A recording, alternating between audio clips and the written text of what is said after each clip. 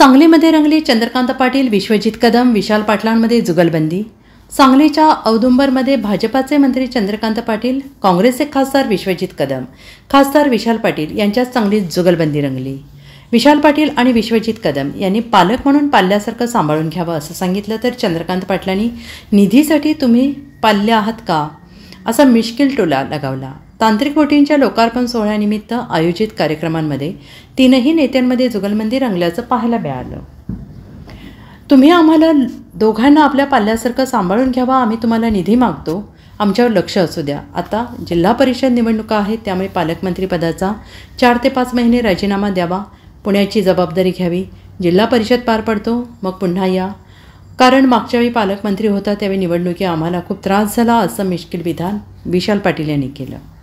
विश्वजित कदम यांनी आपल्या भाषणात बोलताना चंद्रकांतदादा पाटील, विशाल पाटील खासदार आहेत, मी आमदार आहे, आम्ही दोघे तरुण आहोत, आम्ही लहान मुलासारखे आहोत, तुम्ही पालक आहात, तुम्ही ज्येष्ठ आहात, तुम्ही आम्हाला सांभाळून घ्यावं असं विशाल पाटलांनी सांगितलं आहे।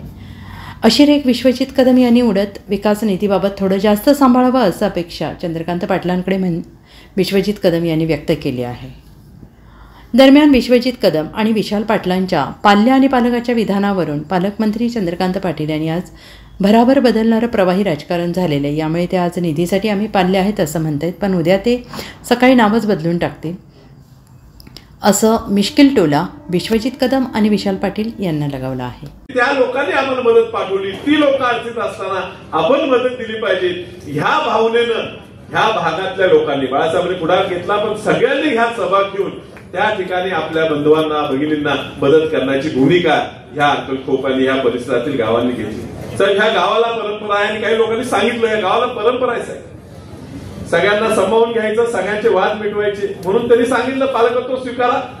ह्या गावचा ऐकायला लागतं साहेब, आम्ही ऐकलं। यशवंतराव चव्हाण साहेबांनी वसंतदादांचा खूप मोठा वाद झाला होता, खूप मोठ्या मोठ्या लोकांनी प्रयत्न केला की हा वाद मिटवावा, पण तो वाद काय मिटना। ह्या गावाने ठरवलं दोघांना एकत्र आणायचं। ह्या गावाने साहेब स्वर्गीय शिवापन्ना नवले साहेबांनी पुढाकार घेतला, या गावची सगळी मंडळी होती, त्यांनी ह्या गावातून एकाच जीपमध्ये बसून गावात मिरवणूक आणली काढली आणि हा वाद मिटवला। त्यामुळे ह्या गावचं ऐकायला लागते, त्यामुळे त्या गावचं ऐकून तुम्ही आम्हाला दोघांना आपल्या पाल्यासारखं सांभाळून घ्यावं, आम्ही तुम्हाला निधी मागतो। त्यामुळे ज्या ठिकाणी गरजेचं आहे, जी प्रामाणिक लोक आहेत त्या लेखाला देण्यासाठीच मागतो, आमचं लक्ष असावं तुमचं आहे, म्हणजे खोटं सांगायला नको।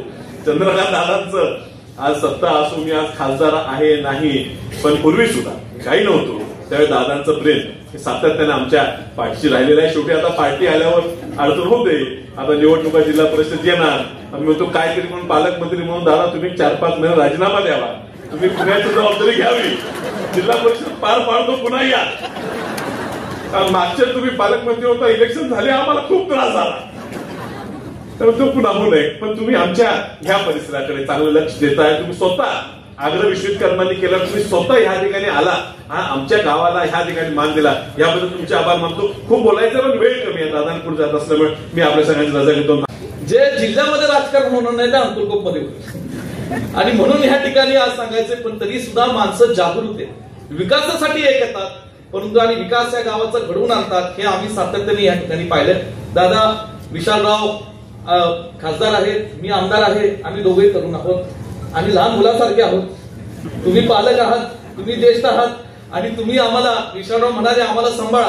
आता हे मीडियावाले वेगळं काहीतरी छापतील, वेळ थांबू नका। विशालरावला जे म्हणायचं होतं, दादा आमच्या पाठीचे आहेत, ते ज्येष्ठ आहेत, वडीलधारी आहेत, आम्हालाही त्यांचा मनापासून आदर आहेत, ते निश्चितपणे सांभाळतील, पण विकास निधी बाबतीत दादा जास्त चांगल्या पद्धतीने सांभाळा। वडील आपल्याला विनंती करतो, तुम्ही कधी दुजाभाव केला नाही, हाच तुमचा मनाचा मोठेपणा आहे आणि तुम्ही करणार पण नाही, कारण शेवटी आम्ही लोकप्रतिनिधी म्हणजे तुमच्याकडे काही मांडत असतो, तर इथं व्यक्तिगत काही कुणाचं नसतं, हे सर्वसामान्य लोकांचे जनतेचे प्रश्न आम्ही मांडत असतो आणि ते सोडवणूक करण्याची भूमिका आज अत्यंत खणखरपणे तुम्ही या जिल्ह्यामध्ये आणि महाराष्ट्रामध्ये पार पडताय, त्याचा मनापासून आम्हाला या ठिकाणी आदर आहे। त्यामुळे बोटींचा तर विचार केला आहे, पण बोटींसारख्या अशा अनेक योजना आपण केल्या पाहिजेत, त्याचा विचार आपण सगळ्यांनी मिळून करू असं सगळ्यांना आवाहन करतो। राजकीय भाषणं पण झाली की मी पालक आहे, हे पाल्य आहेत, त्यांनी असं म्हटलं ते लगेच त्यांनी सांभाळलं की ते केवळ निधी पुरतच आहे, नाही, ते निधी पुरत आहे. हे बघा, राजकारणामध्ये काहीच सांगता येत नाही. मी इथे सांगलीला पालकमंत्री म्हणून होतो त्याही वेळेला, आणि 1900 निवडणूक मला आठवते. 1900 निकाल लागले, 161 जागा युतीला मिळाल्या, 29 अपक्ष बॅगा बांधूनच तयार होते. 161 ने 29 190 झाले. आता सरकारला काय अडचण आहे, पण अचानक उद्धवजींनी स्टँड असा घेतला की आम्हाला मुख्यमंत्री करणार नसाल तर आम्ही काही तुमच्यावर येणार नाही. आणि मग इथे सांगलीमध्ये काही कामं आटपून माझा स्वभाव आहे त्यामुळे ट्रेन रात्रीची सह्याद्री पकडायची, तर आताच्या खासदार राज्यसभेच्या मेधा कुलकर्णी त्यांच्या मुलीच्या लग्नात जायचं. त्यामुळे बस ट्रेन आता आली की बस तेवढ्यात मला देवेंद्रजींचा फोन आला, दादा कुठे आहे? म्हटलं सांगलीमध्ये. काय करणार आहेस? तर म्हटलं काय, तर मेधाताईंच्या मुलीच्या लग्नात तुम्ही पण येणार असाल तर तू आत्ताच्या आत्ता बाय रोड निघ.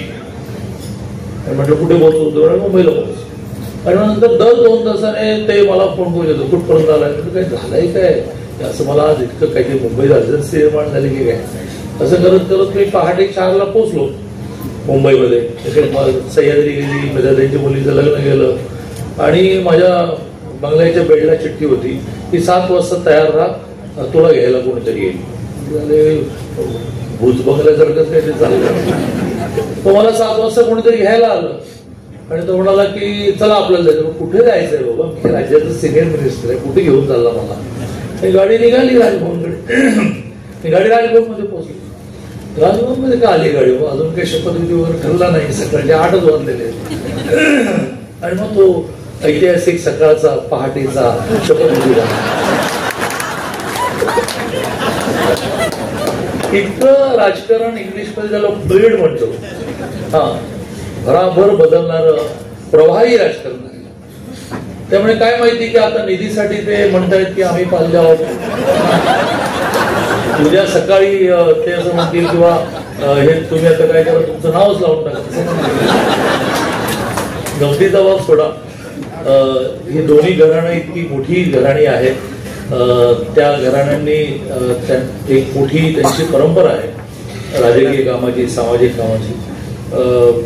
आमच्या पंतप्रधान मोदी, आमच्या पंतप्रधान आपले सगळ्यांचे, पण आमचे नेते मोदीजींनी वारंवार म्हटलं की 1 महिन्याची निवड, बाकी 4 वर्ष 11 महिने सगळ्यांनी हातात हात घालून आपल्या परिसराच्या विकासासाठी काम केलं पाहिजे. त्यामुळे जे जे विकासाचे विषय, ते विशेषतः मी जो मुद्दा आता मांडला लॉकडाऊनचा की पूर्ण वोट खाली तर काही bureau report SBN Marathi Sangli.